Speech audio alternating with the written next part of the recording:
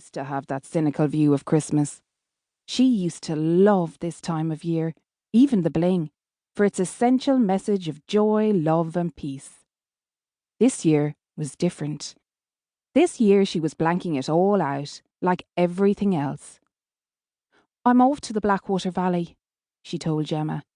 "Sounds like a lovely part of the country," Gemma said, turning to look out the window. "Although, I think you'll be lucky to get going anywhere in this weather, never mind the depths of Munster." Izzie followed her gaze. Outside on Bagot Street, beyond the first floor window of O'Sullivan Pierce Auctioneers, the sky resembled a dense, murky cloak pressing down on Dublin city centre. Underneath that, a cloud of spinning snowflakes eddied and bumped against each other on a thick cascade. The snow had started falling earlier that morning. She'd awoken to a world dusted in white, but now it was getting heavier. A dense layer of snow covered the paths and the road outside, gouged sporadically with footprints and tyre tracks from slow-moving traffic. Small hillocks of slush were piling against the curb. Sam would have loved the snow. He'd missed it by almost 12 weeks, 11 weeks and 5 days to be exact. She was still counting in days and weeks. Soon it would be months. "My mum says it reminds her of the Christmas freeze of 2010, Gemma continued, her overly chatty tone telling Izzie that her young mentee had sensed her pang of sadness and was doing her best to keep things light for Izzie's sake.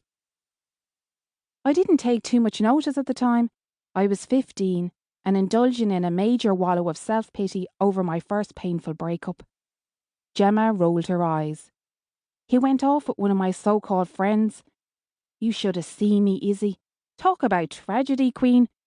I spent most of that Christmas holed up in my bedroom, writing crap poetry and planning horrible revenge." Izzie felt a small smile curving her mouth at the image Gemma conjured up. "Poetry is never crap," she said. 7 years since the last big Christmas freeze. Izzie had been 25 and had enjoyed the novelty of it all. She lifted her chin. "I'm not going to let a bit of snow stop me," she said. At least things were still moving in the city centre, albeit at a snail's pace. But if the snow continued like this into the afternoon or evening, everything could grind to a halt. "A bit? Yeah, right. You're so funny, Izzie." Gemma's brow wrinkled. "So long as you don't get stranded somewhere. Could easily happen, you know, according to the forecast. Please stay safe." "I'll be fine. I'm out of here by lunchtime, and I'll be halfway there before it gets any worse." She didn't bother crossing her fingers at the lie. Gemma's eyes glinted merrily. "I'll think of ye, forcing down cabbage soup when I'm tucking into my yummy turkey and ham." "Less of the cabbage soup," Izzie said. "It's a holistic retreat, and we'll get fed healthily and nutritiously. I'm not that much of a martyr. Anybody who turns down Christmas and all the trimmings in favour of a country yoga retreat has to be a saint of some description. I'd sooner die than pass up a Christmas dinner." "Oh," Izzie watched the dawning realisation ripple across Gemma's face. As her hand went up to her mouth and knew exactly what was coming next. She could manage this. She could. "Geez, Izzie, I'm awful sorry.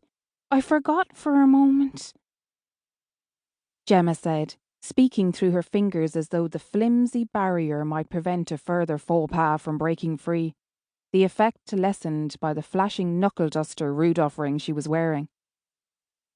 Izzie twirled a pencil between her slim fingers. "It's okay. I'm glad you forgot. I'd far prefer that. Life goes on, as they say." She was glad Gemma hadn't been around when the bottom had dropped out of her world.